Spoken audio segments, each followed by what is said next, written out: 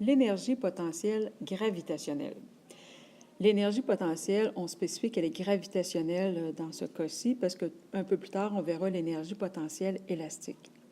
L'énergie potentielle gravitationnelle d'un objet, c'est l'énergie qu'il possède en fonction de sa position relative par rapport à un système de référence. En fait, il faut que l'objet soit en hauteur par rapport à son système de référence ou plus bas que son système de référence pour posséder une énergie potentielle.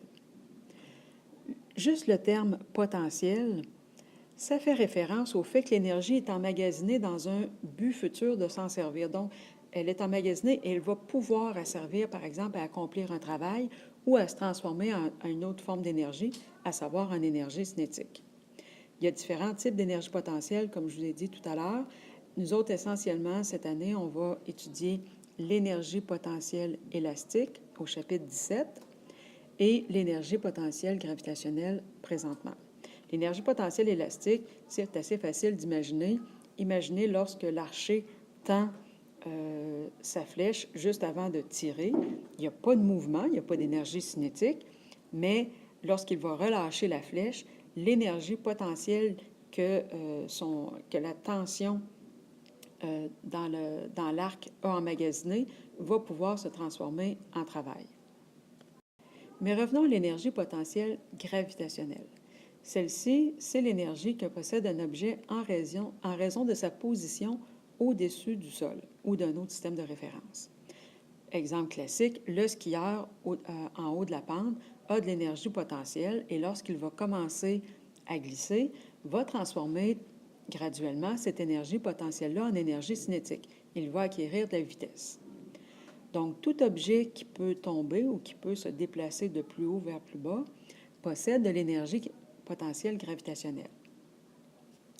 Au fur et à mesure de sa chute, s'il est en chute libre, ou de sa descente, par exemple sur une pente, cette énergie potentielle-là se transforme en énergie cinétique.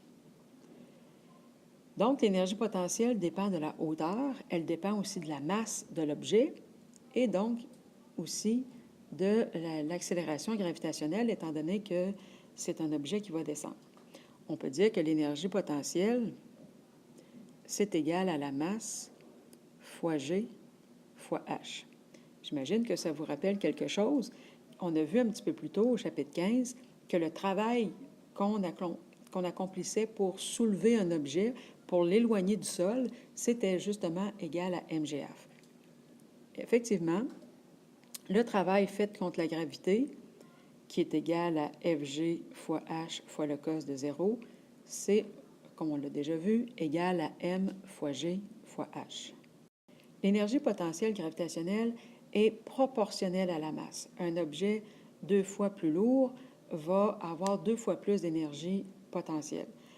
Prenez par exemple une roche, un caillou de 200 grammes et un de 2 kg qui sont à la même hauteur puis qui vous tombent sur la tête. On s'entend que celui qui était plus lourd, celui dont la masse était la plus élevée, va avoir plus d'énergie, va faire un travail plus conséquent sur votre caboche.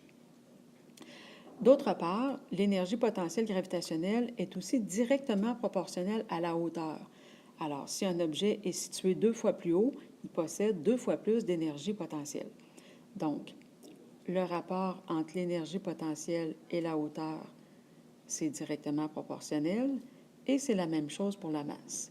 Donc, l'énergie en fonction de la masse, c'est directement proportionnel.